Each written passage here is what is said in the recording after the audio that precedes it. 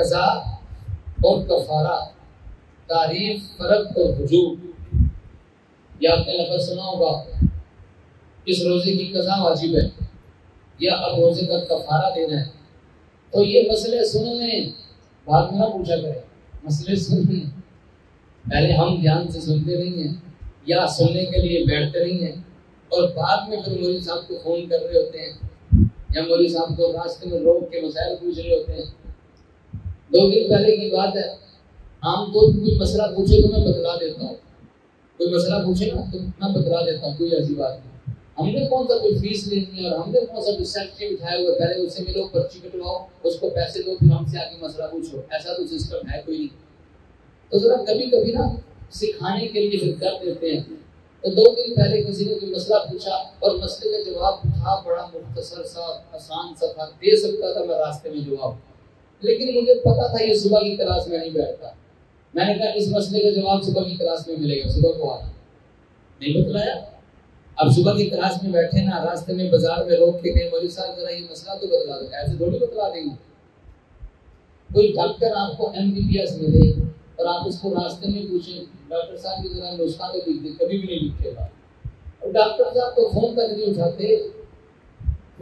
اٹھاتے، چونکہ فون اٹھا لیں گے اور ان کو مفت میں بتلانا پڑ جائے گا، اور مفت میں بتلانا کوئی نہیں ہے۔ یہ تو مولوی صاحب ہیں کہ جو فون اٹھا کے مسئلے بتا رہے ہوتے ہیں، یہ تو مولوی صاحب ہیں جس ٹائم بھی اس کو بلواؤ وہ اسی ٹائم آ جاتے ہیں، کوئی بھی کسی قسم کا مسئلہ ہو اسی ٹائم آ جاتے ہیں۔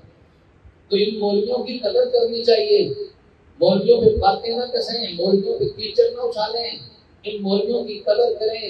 یہ مولوی اللہ کی طرف سے بڑا انعام ہے۔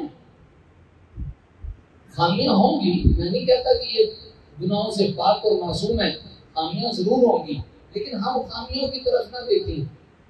جو خامیوں کی طرف دیکھتے ہیں اس کے اندر اس سے بھی زیادہ خامیاں ہوتی ہیں۔ یا تو خامیوں کی طرف وہ دیکھتے جو خود گناہوں سے پاک اور معصوم ہو، وہ تو پھر اس کی خامیوں کی طرف دیکھتا وہ اچھا بھی لگتا ہے۔ تو اس لیے ان مولویوں کی قدر کیا کریں جو بغیر کسی معاوضے کے، بغیر کسی لالچ کے وقت دے رہا ہوتا ہے، اپنا وقت صرف کر رہا ہوتا ہے اس کام کے لیے، ان کی قدر کرنی چاہیے۔ قضا کا مطلب یہ ہے کہ ایک روزہ دوبارہ رکھیں، یعنی اس کی قضا لازم ہے، یعنی وہ روزہ دوبارہ رکھے۔ اور رمضان کے کفارے کا مطلب یہ ہے، مطلب ہے کہ لگاتار بغیر ناغے کے 2 ماہ کے مسلسل روزے رکھے۔ ایک ہے قضا، کسی آدمی نے روزہ چھوڑ دیا، اب بتاؤ اس کی قضا ہے کہ کفارہ ہے؟ روزہ چھوڑ دیا بیماری کی وجہ سے یا ویسے ہی چھوڑ دیا، قضا ہے کہ کفارہ ہے؟ بولیے قضا ہے۔ کیا ہے؟ قضا ہے کا مطلب ہے کہ اب رمضان کے بعد ایک روزہ رکھے گا، جتنے چھوڑے اتنے روزے رکھے گا، اس کو کہتے ہیں قضا۔ اب اس کی قضا ہو رہی ہے۔ اور کفارے کا مطلب یہ ہے کہ اگر کسی نے روزہ توڑ دیا جان بوجھ کے روزہ توڑ دیا، اب اس پر یوں کہہ لیں سزا ہے، ایک روزہ توڑنے کی وجہ سے کفارہ لازم ہو گیا، اور کفارہ کیا ہے کہ 2 ماہ کے مسلسل روزے رکھے گا، 55 روزے رکھے، 56 رکھے، 57 رکھے، 58 جو روزہ تھا نا، 58واں روزہ یا 59واں روزہ چھوڑ دیا اس نے، اب کیا کرے گا؟ دوبارہ سے نئے سرے سے 2 مہینے کے روزے رکھے گا، یہ ہے کفارہ۔ ان 2 ماہ کے دوران اگر درمیان میں کوئی روزہ چھوڑ دیا تو دوبارہ پھر سے شروع کرے۔ اگر بڑھاپے یا دائمی بیماری کی وجہ سے روزہ رکھنا ممکن نہ ہو تو 60 مسکینوں کو 2 وقت کا کھانا کھلا سکتا ہے۔ 60 مسکینوں کو 2 وقت کا کھانا کھلائے، یہ ایک روزہ توڑنے کا کفارہ ہے۔ قضا روزے ایک سے زیادہ ہوں تو مسلسل رکھنا ضروری نہیں۔ اگر کسی کے رمضان میں 7 روزے یا 10 روزے رہ گئے، اب اس کی کیا ہوگی؟ قضا ہے کفارہ؟ بولو، اس کی قضا لازم ہے۔ اور قضا کے لیے ضروری نہیں ہے کہ جتنے چھوٹے ہیں ترتیب سے سارے رکھے گا، 10 روزے چھوٹے اور ترتیب سے سارے رکھے تو ضروری نہیں ہے، ایک ایک کر کے رکھ لے، جیسے سانی ہو رکھ لے گا، ہر وقت ضرور نہیں۔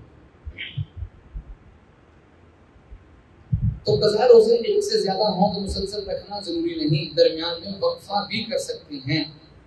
روزے کی قضا خود رکھنا ہوتی ہے. روزے کی قضا کسی سے نہیں رکھوا سکتے. روزے کی قضا تو خود رکھے گا. بتاؤ سحری خود کھاتے ہیں کہ کسی سے کھلواتے ہیں؟ سحری خود کھاتے ہیں کسی سے کھلواتے ہیں؟ اچھا چلو چھوڑو سحری. افطاری بتاؤ ذرا, خود کرتے ہیں یا کسی سے کرواتے ہیں؟ میرے حصے کی افطاری تو کبھی بھی ہو سکتا. جو اپنے حصے کا ٹینک کا پورا جگ بنا کے رکھا ہوا ہے نا, مجال ہے کسی کو ہاتھ بھی لگانے میں, اور خود منہ سے لگا کر اس وقت چھوڑیں گے جس وقت خون چکا ہوگا اور اٹھنے کی ہمت ہے. کہتے ہیں روزہ رکھنے کے بعد نا چلا نہیں جاتا, اور روزہ کھولنے کے بعد ہے اٹھا ہی نہیں جاتا. چلنا تو دور کی بات ہے, اٹھا بھی نہیں جاتا. روزے کی قضا خود رکھنا ہوتی ہے, کسی اور سے نہیں رکھوا سکتے. رمضان کا روزہ قصداً یعنی جان بوجھ کے توڑنے کی صورت میں قضا کے ساتھ ساتھ کفارہ بھی واجب ہوتا ہے, اور ایک روزے کے کفارے میں 60 روزے مسلسل رکھنا واجب ہے. اگر روزہ رکھنے کی استطاعت نہ ہونے کی وجہ سے 60 روزے نہ رکھ سکے تو 60 مسکینوں کو 2 وقت کا کھانا کھلانا واجب ہے. جب کفارے کے 60 روزے رکھے تو بلا ناغہ مسلسل 60 روزے رکھنا واجب ہے. اگر درمیان میں ناغہ کیا اور صرف ایک ہی دن کا روزہ نہ رکھا تو بھی نئے سرے سے دوبارہ روزے رکھنا واجب ہوگا. پچھلے روزوں کا اعتبار نہیں. یہ مسئلہ ابھی بتلا چکا ہوں. پورے کے پورے ترتیب سے 60 روزے رکھے گا, بیچ میں ایک بھی روزہ چھوڑ دیا پھر شروع کرے گا.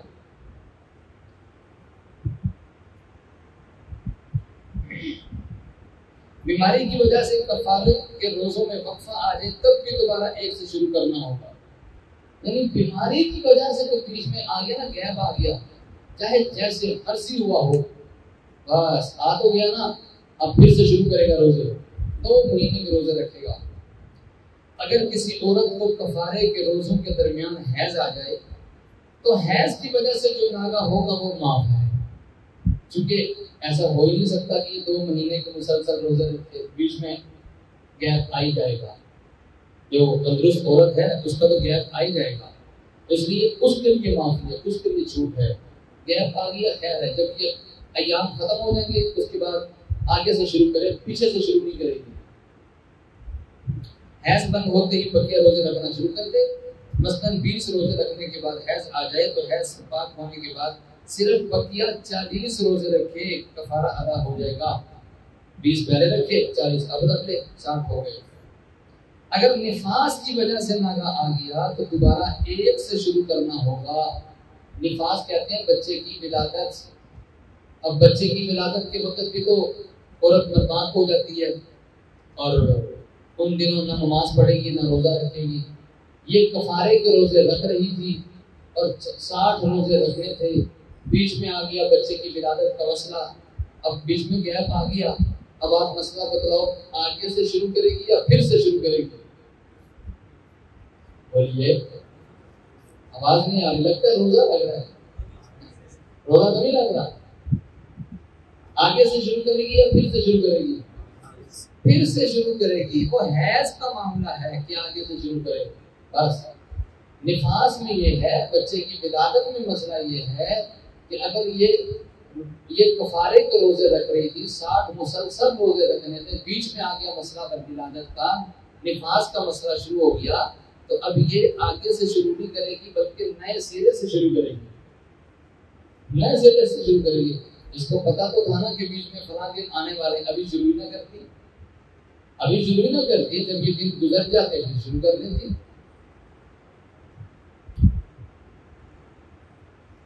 ویسے بیچ میں ایک مسئلہ یاد آ گیا, اس میں نہیں ہے, عورتوں کا مسئلہ, بڑے حضرات مسئلہ سمجھیں گے. حیض کے کتنے دن ہوتے ہیں؟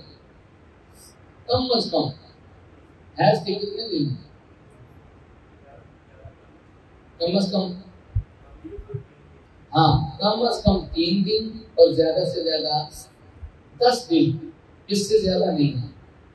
اگر کسی کا 1 دن آیا خون یا 2 دن آیا, اس کے بعد بند ہو گیا, اب اس کا مطلب یہ ہوگا کہ یہ حیض کا خون ہے؟ نہیں ہے, یہ حیض کا خون بیماری کی وجہ سے خون آ گیا, جس کو عربی میں استحاضہ کہتے ہیں. بیماری کی وجہ سے خون آ گیا، یہ حیض نہیں شمار ہوگا۔ اب اس نے ان دنوں میں جو روزے چھوڑے تھے اور نمازیں چھوڑی تھی اس کی قضا کرنی پڑے گی۔ روزوں کی تو ویسے بھی قضا کرنی ہوتی ہے، نمازوں کی نہیں ہوتی نا، لیکن ان دنوں میں جو نمازیں چھوڑی ہیں اور روزہ چھوڑا ہے نا، ان دونوں کی قضا کرنی پڑے گی۔ اگر کسی کا حیض کا دن چل رہے تھے اور چلتے چلتے چلتے 10 سے اوپر ہو گئے، 11 12 13 14 15 دن ہو گئے، تو 10 دن تو سمجھے جائیں گے حیض کے، اوپر کے دن سمجھے جائیں گے بیماری کے۔ مسئلے یاد رکھیں، میں بڑے یقین کے ساتھ کہہ رہا ہوں کہ عورتوں کو یہ مسائل معلوم نہیں ہیں، عورتوں کو یہ مسائل معلوم نہیں ہیں، اور ان کو بتلانے کس نے؟ آپ نے بتلانے جا کے۔ اگر 10 دن سے اوپر ہو جائیں، 10 دن تک تو حیض شمار ہوگا اور اس سے اوپر حیض نہیں ہوگا۔ 10 دن کے بعد بھی خون آ رہا ہے، بس چاہے نہائے، غسل کرے، روزے رکھنا شروع کرے، نمازیں پڑھنا شروع کرے۔ یہ تو بات ہوئی حیض کی۔ نفاس میں کم از کم دن کتنے ہیں اور زیادہ سے زیادہ دن کتنے ہیں؟ کوئی بتلائے، اس سائڈ سے بتلائے ذرا، کوئی ابو کا بتلائیں، کوئی بتلائے کم از کم دن کتنے ہیں اور زیادہ سے زیادہ کتنے ہیں؟ زیادہ سے زیادہ 40 دن اور کم از کم یہ کیا فرما رہے ہیں؟ کم از کم دن کوئی بھی نہیں ہے۔ یاد رکھنا، نفاس کا کم از کم کوئی بھی دن نہیں، زیادہ سے زیادہ تو ہیں، زیادہ سے زیادہ کے لیمٹ بیان کر دی کہ 40 دن، کم از کم کی کوئی مدت نہیں ہے۔ بعض ایسی بھی ہوتی ہے کہ ایک دن بھی خون نہیں آیا۔ اب بتاؤ اس کی مدت کتنی ہوگی؟ اس کی مدت کتنی ہوگی جس کو خون آیا ہی کوئی نہیں؟ یہ وہ مسئلہ ہے کہ جس میں بہت سی عورتیں غلط فہمی میں مبتلا ہیں۔ میں ایسے ہی زور نہیں لگا رہا اس پہ، مجھے پتہ چلتا رہتا ہے۔ تو یہ وہ مسئلہ ہے جس میں بہت سی عورتیں غلط فہمی میں مبتلا ہیں۔ بچے کی ولادت کے بعد 40 دن پورے کرنا ضروری نہیں ہے۔ کتنے دن پورے کرے گی بھائی؟ جتنے دن خون آ رہا ہے بس۔ خون ایک دن بعد بند ہو گیا، نہائے جا کے غسل کرے، نمازیں شروع کرے، روزے شروع کرے۔ 2 دن بعد بند ہو گیا، بس پہ غسل کرے، نمازیں شروع کرے، روزے شروع کرے۔ آیا ہی کوئی نہیں، بس ٹھیک ہے بھائی، گھنٹے بعد ہی غسل کرے اور نمازیں شروع کرے اور روزے شروع کرے۔ اس لیے کہ کم از کم کی مدت ہی کوئی نہیں ہے۔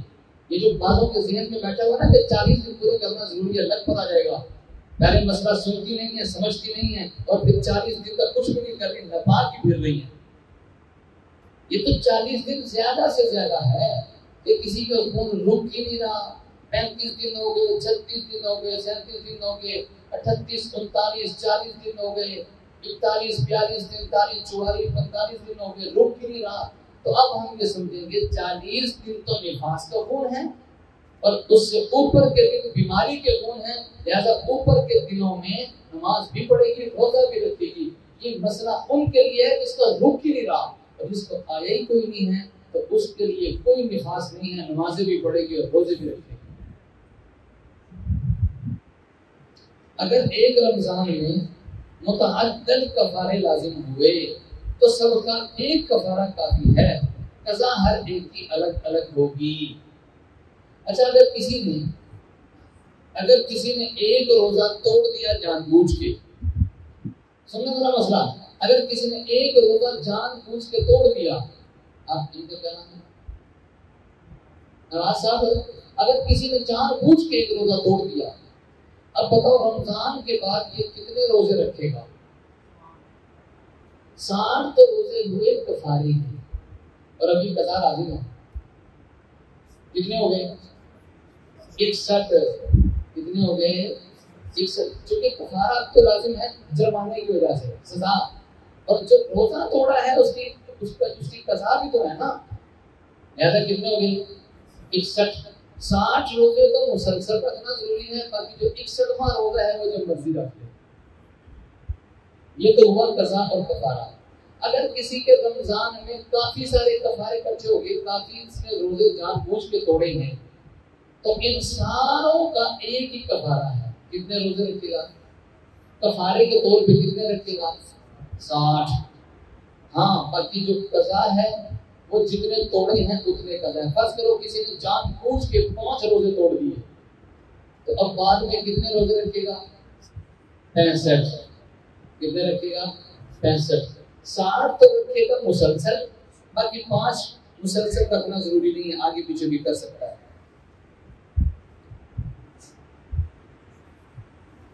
کفارہ صرف رمضان کے روزوں کو رمضان المبارک میں جان بوجھ کر کسی ایسی چیز سے توڑنے پر واجب ہوتا ہے جو غذا یا دوا کے طور پر کھائی جاتی ہے.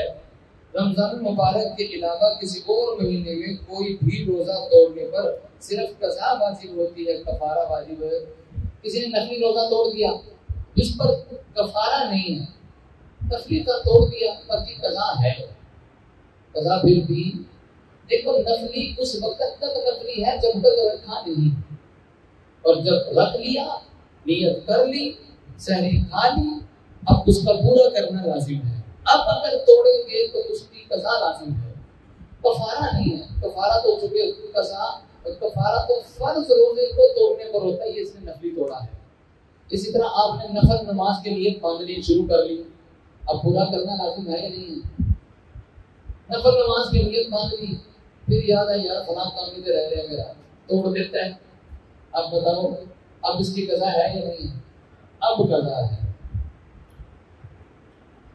رمضان المبارک کا روزہ جان بوجھ کر توڑنے سے 60 مسلسل روزے کفارے کے اور 1 روزہ قضا کا الگ سے واجب ہوتا ہے. یہ وہ مسئلہ جو میں بتلا چکا ہوں.